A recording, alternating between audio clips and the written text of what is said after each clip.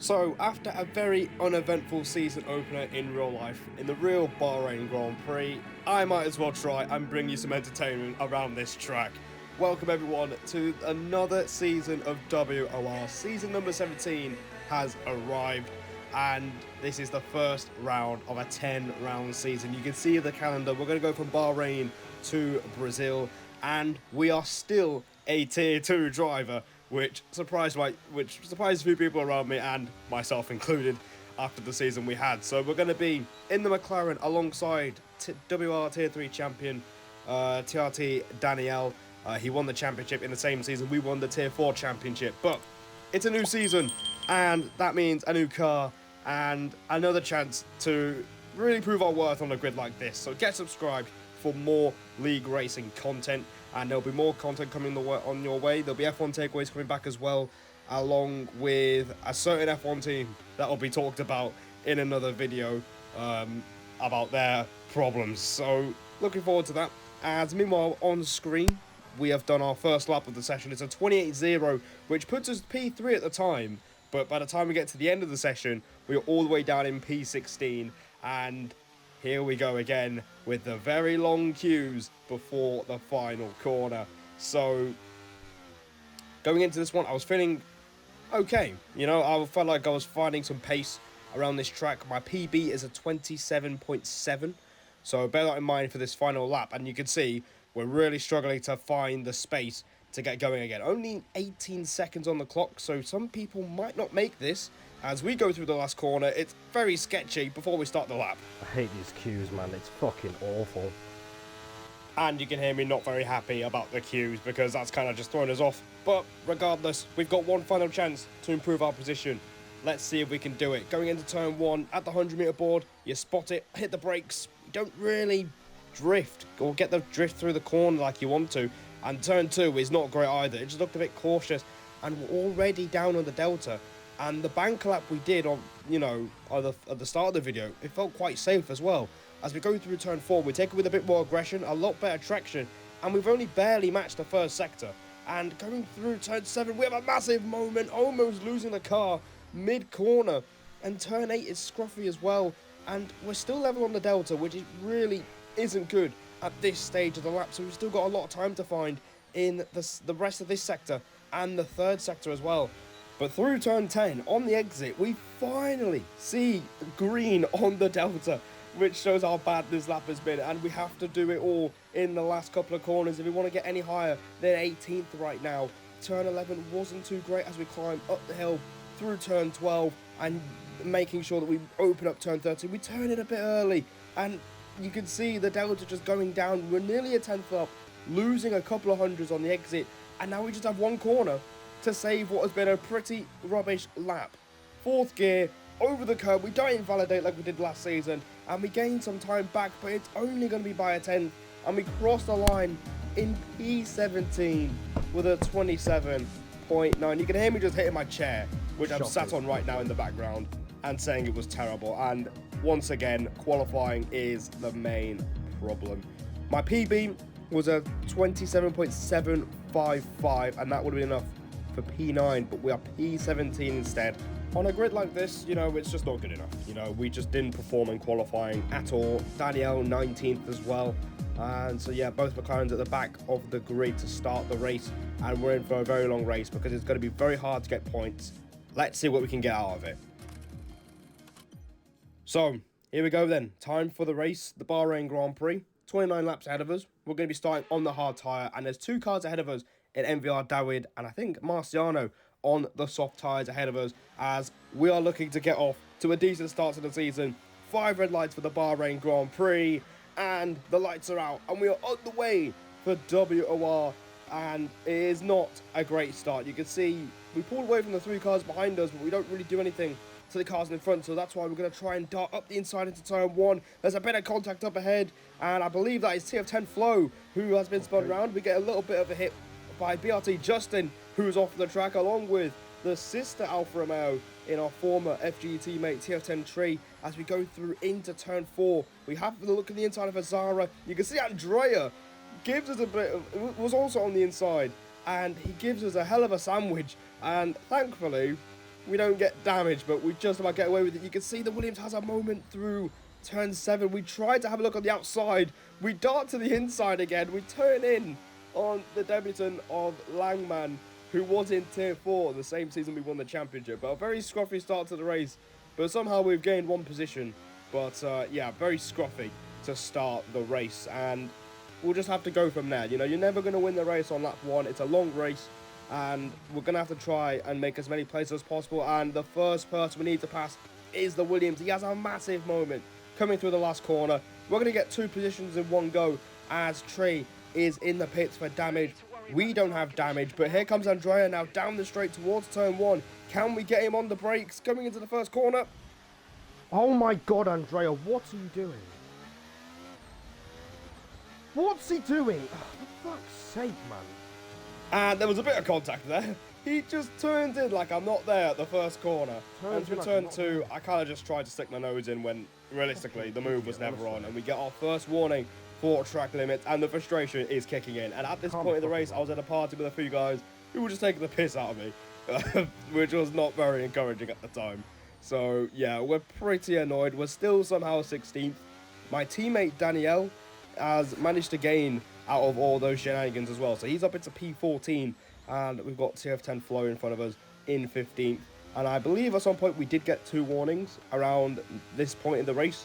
So by the time we get to lap 8, you can see we've struggled with the ERS. We've kind of just struggled to settle down into this race, but now we are starting to find a bit of a rhythm around here as the drop-off point is starting to go on now. So the lap times will be feeling a lot slower, the tyres will be feeling a lot worse than they were at the start of the race, and we're going to be using the battery to overtake the Alfa Romeo. He's running low on battery, his red light is flashing, which means he's on less than 10%. We got up the inside of turn 1, but he's sticking it round the outside. We're going to squeeze into the apex at turn 2. He has a moment through turn 3, but that is a pretty decent move, and we're up into P15 in this race. So we are slowly but surely making progress in this Bahrain Grand Prix. We skipped to lap 11 now, and we've got ETA Agonized right in front of us in the sister Williams car.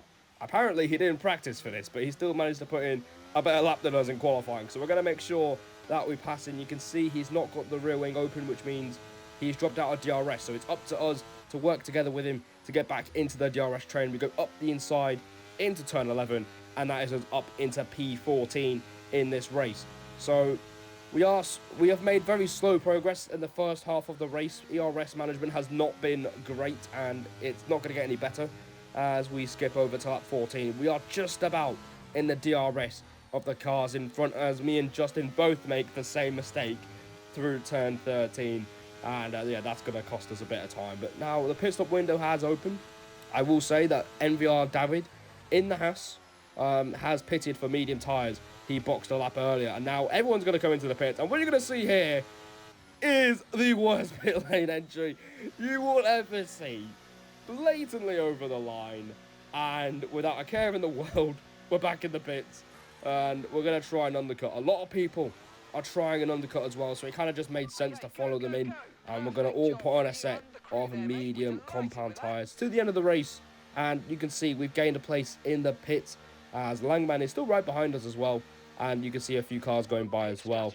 And now, as we come out of the pits, we've managed to recharge some sort of ERS, so we can actually work with something, and we've actually overcut TF10 Flow, who was behind us as well. So decent stuff. We managed to gain a bit of track position, or maintain it, through the pit stop phase.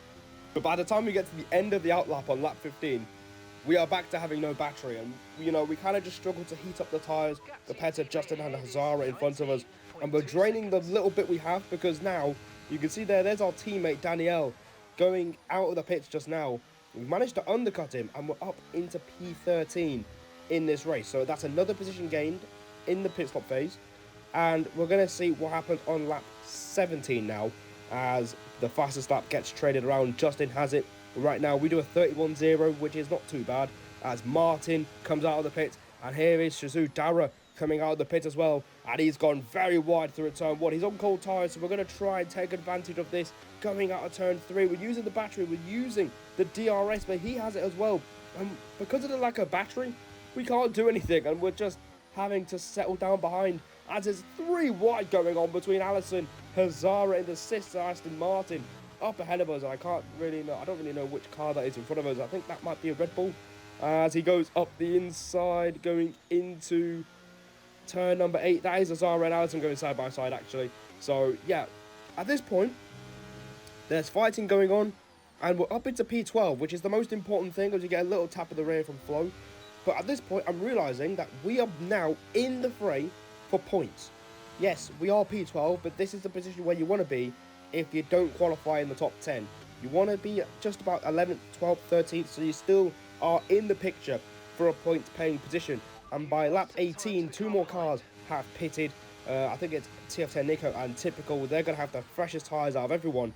And that means we are up into P10 in this Bahrain Grand Prix, as the Aston Martins were going wheel to wheel through turn 1, with Hazara staying ahead of his teammate. Now at this point, we are in the points paying positions despite starting 17th on the grid, and you can see Flo coming after us, going down in towards turn 1, and I was quite reluctant to let him go because I'm thinking at this point P8 is possible if we could just stick with Hazara and save the battery. You can see we're giving him a bit of a fight through turn 3, side by side with Flo, but then, you know, we can't just back out over here, going into turn 4, and yeah, the main priority is just staying in the train and trying to recharge the battery, because we've been struggling with it throughout the end of the first stint, and this entire stint we're not really able to save much battery, and I think that might be because the wings might be just a little bit too high in the race, as Danielle also gets past us as well.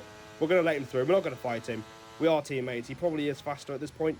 He is on 1 lap fresher tyres, and we're going to let him use the tyres, and we're down to P12 again. So the main thing is we are saving a bit of battery, but at this point, I do realise that now we are the first in the train of cars on all the tyres. So that means Nico is going to be looking to pounce at us here, and we're the first ones to take the punishment. Going into turn 11, we tried to go defensive, and that was a bad idea. You can see he gets a great run, and we're going side by side up the hill through turn 12. We almost lose it on the curb, as we say no, we are not having this position, as we send it up the inside at turn 13. Shit. We have a massive moment.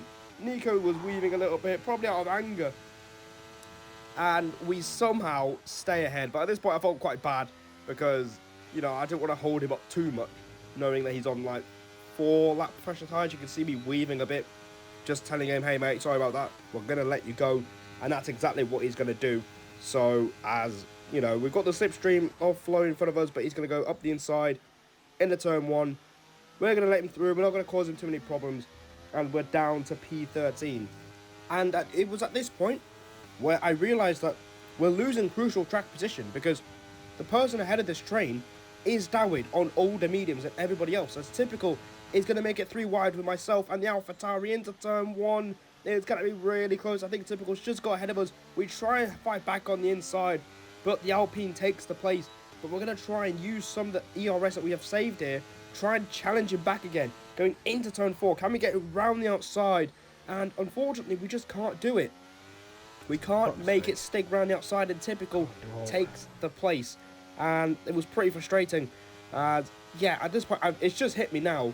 It's too late at this point, but it's hit me that we're losing crucial track position, and the next 5 laps are going to be very, very difficult to try and gain those places back. So now we just have to prioritise managing the ERS, and that's essentially all we can do, and try and get something out of this race on the last lap. So on to lap 26, there's fighting going on ahead, and going into the first corner. Oh my god. Dawid's dead. And you heard me say Dawid is dead, and that's because my teammate has collided with the Haas into turn 1, and Dawid is out of the race, and it's brought out a very late safety car on lap 26. It's something written out of a My Team video, but we've got a lifeline in this race, and we could get something out of it. I'm not being the mobile chicane with like 2 laps to go. No thanks. I'm gonna get dive bombed over and they're dad. And you can hear me explaining why I'm choosing to pit along with my teammate. We are going to have to double stack, but basically we don't want to be a mobile chicane. And basically what that means is when one car passes you, it means that everybody else is going to try and pass you as soon as possible. So you'll just be getting absolutely bullied by everyone with 2 laps, which does not sound like my version of fun.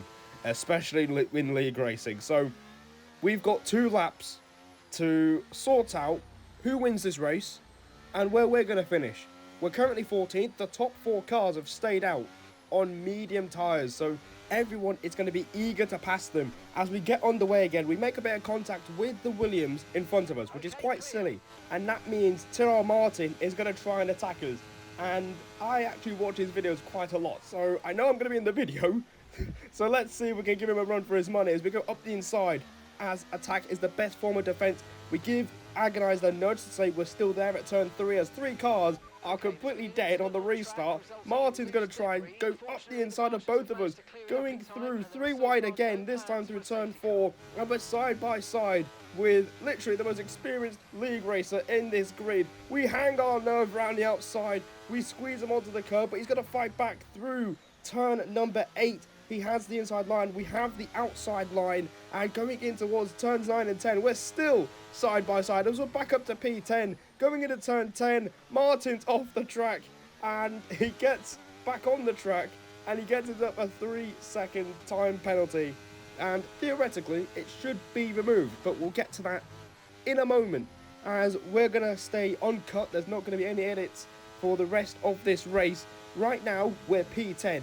And BRT Justin in the Haas is still on medium tyres, and you can see typical is all over the back of the Haas looking to make progress as Justin loses another place. He continues to drop down like a stone in 1 lap, so we made the right choice in pitting instead of staying out, and now it's up to us to try and pass the medium runner on the last lap, but we don't have much battery, and again it's going to be a struggle to manage to the end of the race.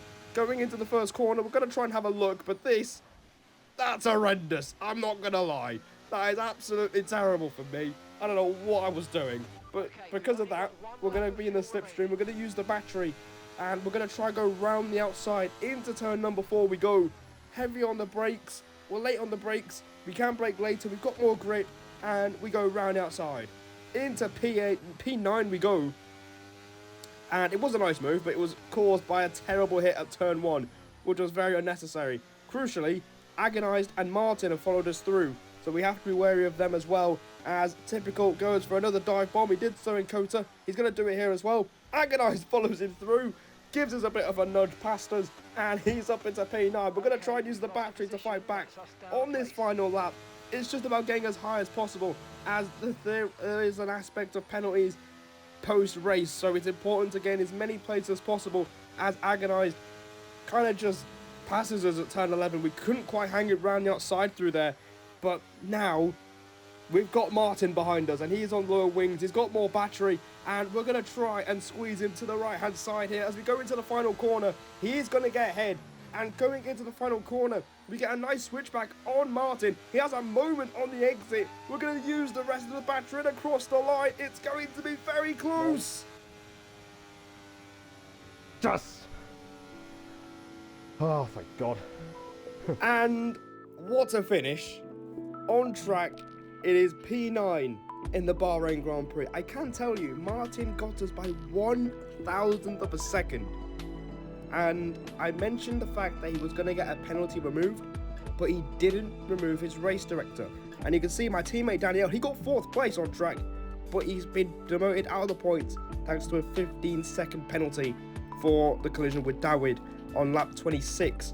So, after all this, I can confirm we are P8 from P17 on the grid, which means we score points to open out the season, and I'm actually quite happy. You know, the pace in the race was actually quite solid, but qualifying was absolutely horrendous, and it's gonna have to be something I'm gonna have to work on in future races, because you can't afford to qualify that low and expect a safety car. But the safety car changed it in the end. I hope you guys enjoyed the season opener. Subscribe for more, and as always, I'll see all of you in the next one.